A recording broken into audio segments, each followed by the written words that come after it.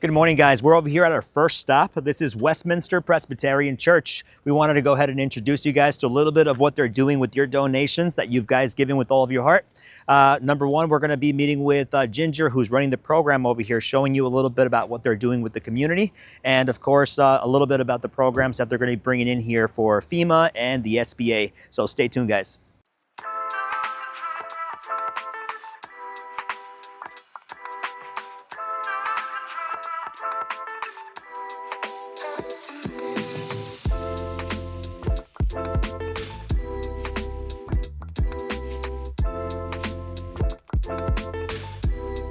Hey everyone, I'm joined here with Miss Ginger. Ginger is running a program here at Westminster Presbyterian Church, and she's going to tell us a little bit about what we have going on here. One of the main reasons why we want to fill you in is you guys have been amazing with the donations coming from Phoenix, and I want to show you guys where it's all going to. Miss Ginger, can you please fill us in on that? Sure. Yeah, here at Westminster Presbyterian Church, we're the last church that is before the fire zone. The fire came within 1,000 feet of the church, but it's still in good shape. But we have a lot of neighbors who have lost everything, and they can walk to us to get help. And so what you see here is the start of the new Pasadena food pantry. There's been an Pasadena food pantry in the area for 40 years. That location has burnt down. There were 4 churches that were part of that grouping that did it, and the 3 out of the 4 burned down. We're the only ones left, as well as 3 out of the 4 ministers lost their homes, as well as a lot of their congregations lost their homes too. So we just want to make sure that the people that are in this area have access to food, to cleaning supplies, diapers, wipes, all those things. A lot of them are staying with family members because they can't get to their homes. So in cases where they can't get to their home, but they still need help. So we have everything from people who have lost everything, literally, to people who do have a home, but they can't go back to their home. And we don't know when they're going to be able to go back to their home. So we have some people living in cars. We have some people bunking up with friends and family. And so they're coming here, and we try and help them assess their needs of what they need right now. So you can see we have bottled water because we still haven't gotten all clear to use tap water yet in Pasadena, and hygiene and cleaning products. So people, as they're able to go back, there is a lot of soot everywhere. Yeah. Anytime you touch anything in Pasadena, you end up with soot.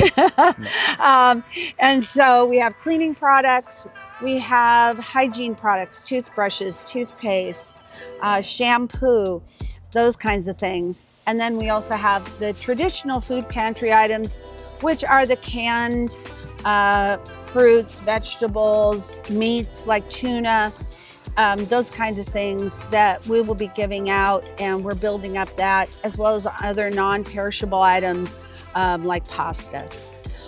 You guys are really doing the Lord's work here. How can people find out about this if they're in need right now? Where can they go on to find hours of operation, any resources here when they need it? Sure. We're located on Facebook and Instagram, and we are Westminster Presbyterian Church of Pasadena. There's a lot of Presbyterian churches called Westminster, so make sure you're looking for Pasadena, even though part of the church is in Pasadena, part of it's in Pasadena, but and we have a daily update about what things we're needing. It's Friday today. This is Foodie Friday, so this is when we're asking for canned goods specifically for the food pantry, and then we're going to have Baby Blues Mondays. So we're looking for formula, diapers, wipes, pacifiers, bottles, those things that the families come in and are requesting. And so each day we have an update as to those kind of things that we're asking for. And sometimes it's gift cards, because we also have cases where people just need to go and buy certain things. Right, right, understandable. Now, you did mention that the fires were around 1,000 feet away. I just overheard somebody saying something about barricades. So Yes. you did also mention that FEMA was going to be coming through here, Yes. helping with some resources. Can you guys fill us in a little bit Sure. on the resources they're doing? And I think you also mentioned the SBA. Right. So We have this is the last place that people can get up to. We are the furthest north before it starts to be areas that are burnt and are unsafe to enter. And so we have a very large parking lot, and we're trying to make sure that it is a community center that people can come and be able to get the support they need. And one of that is applying for FEMA, applying for SBA loans. We have a lot of businesses, small businesses that were burnt out. So they want to apply for SBA loans. But sometimes there's a barrier of language. And so right behind me is St. Elizabeth's Catholic Parish Church.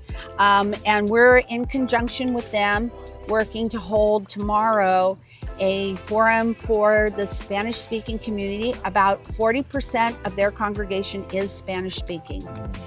And so we have both the SBA and FEMA coming in tomorrow with Spanish-speaking translators to help people to be able to do the paperwork, because it can sometimes be daunting. The other problem that many people have in this area, me included, is that we don't have internet. The internet has gone out, and there is no electricity in Altadena either.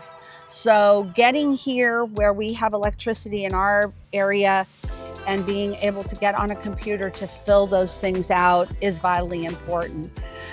So tomorrow we have a forum to do those kinds of things, and we'll hopefully be having really nice weather, although we need the rain desperately. But yeah, we want to make sure that everybody can get their questions answered and can do it. FEMA does have emergency funds that are available right away. Some people are getting them the same day after they apply.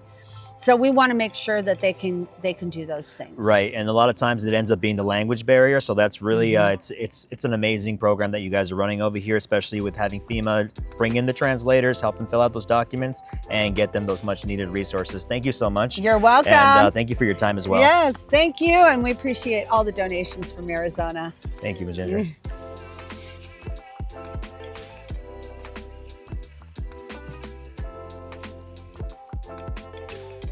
Hey guys, we're over here in Los Angeles and just wanted to introduce you to Andres. Andres runs the program here at Mosaic. Just wanted to give you guys a follow-up where all your donations have been going. We're very grateful.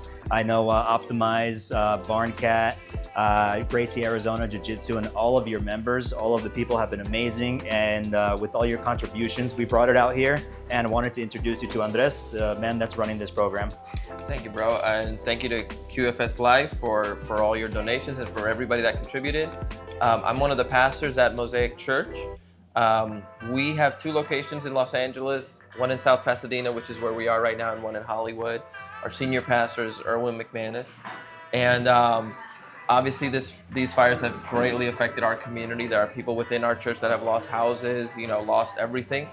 And so we're not only taking care of them, we're taking care of the city. We have direct relationships with firefighters, with fire stations, to provide actively what they need. We have people like boots on the ground that are giving us real-time updates of what the needs are. So we have cars with supplies in them ready to go at a moment's notice. This is obviously a huge